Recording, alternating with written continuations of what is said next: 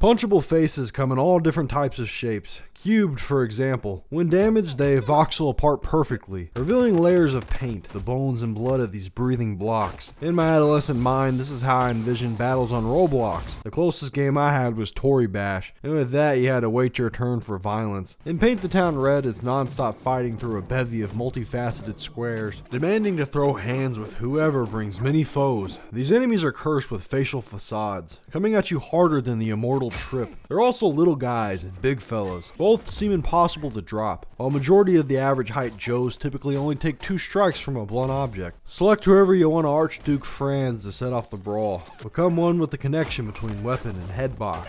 It's a love that knows bounds. Unlike my love for glass bottle combat. Throw 'em, smash 'em, stab 'em. It's all there. A mountain of choices. End someone with an ashtray before cancer does. Use hair picks and John Wicks along with plenty of other stabbers to stab. How I found red paint was from viewing a speedrun of the Family Guy level, where you played Joe defending his legs from his boys. Come on, guys, get him! It was a challenge for me. Peter and his minions are hard to fucking beat down. Gotta remember Purple Lois with the Gat too.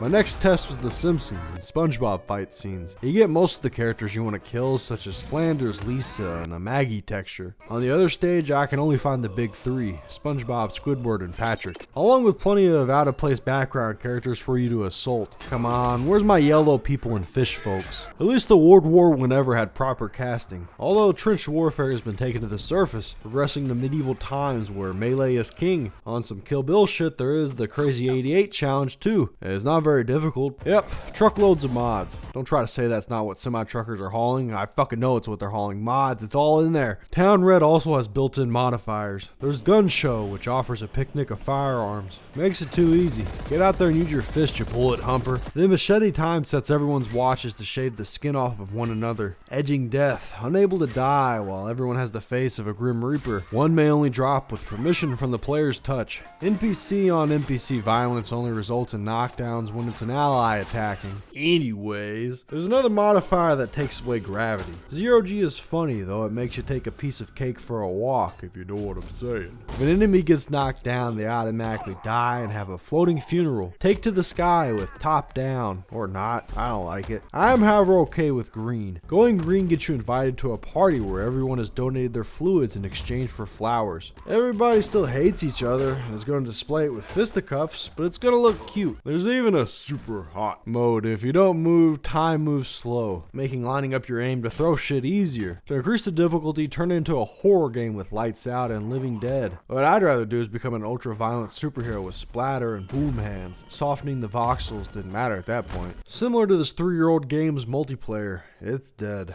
Co-op is neat though, just gotta have friends. Well, I don't have a ton to say about this face-pounding good time, or do I? Could fall back on making up fake analysis. I mean, have you noticed there's a gratuitous amount of religious imagery for a beat 'em up? All the blood and death has the Bible written all over it. You have the power to smite for Christ's sake. Plus there's a lot of giants to slay. That's all I can decode. Have a good paint.